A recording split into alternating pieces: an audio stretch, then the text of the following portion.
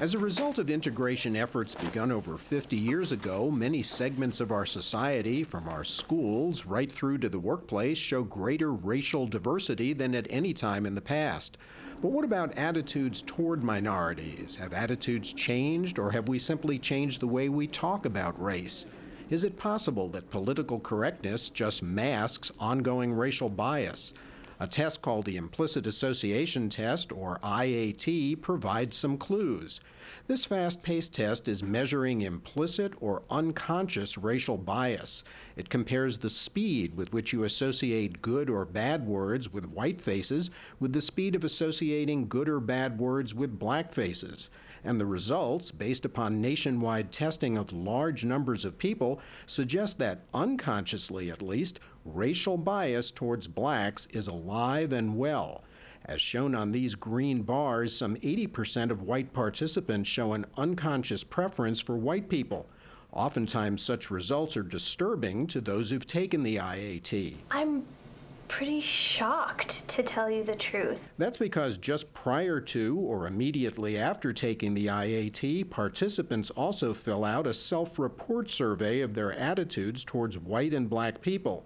The self-report measures conscious or explicit attitudes, and unlike the findings of high bias on the IAT, on both this self-report survey, as well as a variety of others, most white people tend to report neutral attitudes towards both white and black people. So what's going on there? That's the question of interest to social psychologist Lee Jussum. One explanation is that people are simply lying or distorting their responses on self-report questionnaires in order to appear unprejudiced. Jussum believes that people may lie when self-reporting conscious attitudes because of societal pressure to behave in a politically correct way. That prejudice itself, especially expressions of prejudice, have become so highly stigmatized, so highly, sort of punished in sort of the general society, that even when people harbor their prejudices against various groups, bigotry of various kinds, they are unwilling to express that. And so if people are unwilling to express blatant forms of prejudice, then on things like surveys or self-report questionnaires, you're going to get an apparent reduction in how prejudiced people are, even though there may be little real reduction. Jussum is quick to acknowledge that many social psychologists disagree. Harvard's Mahzarin Banaji helped to develop the IAT. She believes that people aren't lying and that self-report surveys and the IAT are measuring two separate and valid attitudes about race, conscious and unconscious. What this raises then for us is the question of which of these attitudes is the real one. And I think the important point here is that both are real. How can you figure out whether they're lying or they're reporting the truth, but the conscious truth is different than the unconscious truth? To help answer this question, Jussum developed a self-report questionnaire that measures political correctness. The studies that we've done have really involved validating this new measurement instrument, this new questionnaire that was intended to capture lying to appear unprejudiced. Here's how validating the political correctness scale is achieved. Take a seat. Welcome to the study. Okay, this experiment deals with prejudice. As I'm sure you're aware, prejudice, discrimination, and racism are important social issues. You're going to complete a questionnaire regarding your prejudice against various groups such as gays, lesbians, blacks, and other minority groups. The reason for this is to get an idea of the kind of person you are. Do you guys have any questions? No. Okay, you may begin the survey.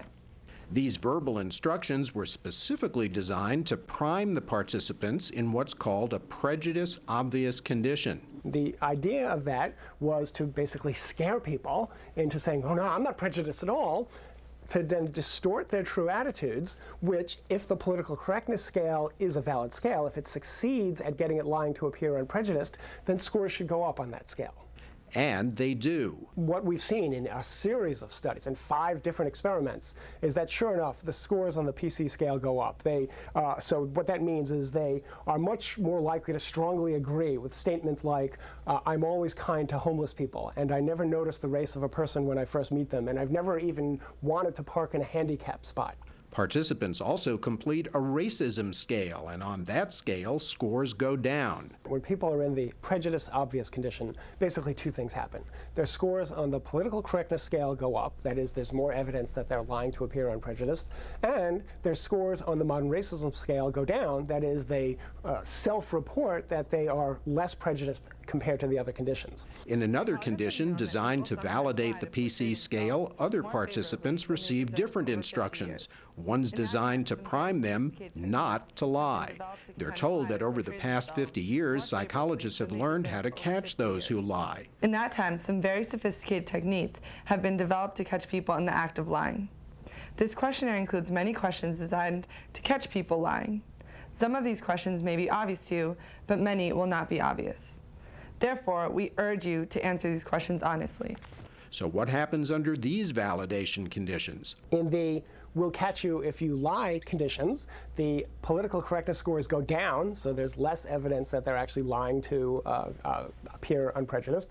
And sure enough, the scores on the modern racism scale go up. So they are acknowledging that they are more prejudiced than they were acknowledging in the other conditions in the study. These results suggest that the PC scale is a valid instrument. So what does Jussum conclude about self-report measures where white people report neutral feelings towards blacks? First, what the results are saying is that at least part, perhaps not all, but at least part of the reason research has found this general decline in prejudice on self-report surveys does involve people lying to appear unprejudiced. That seems likely.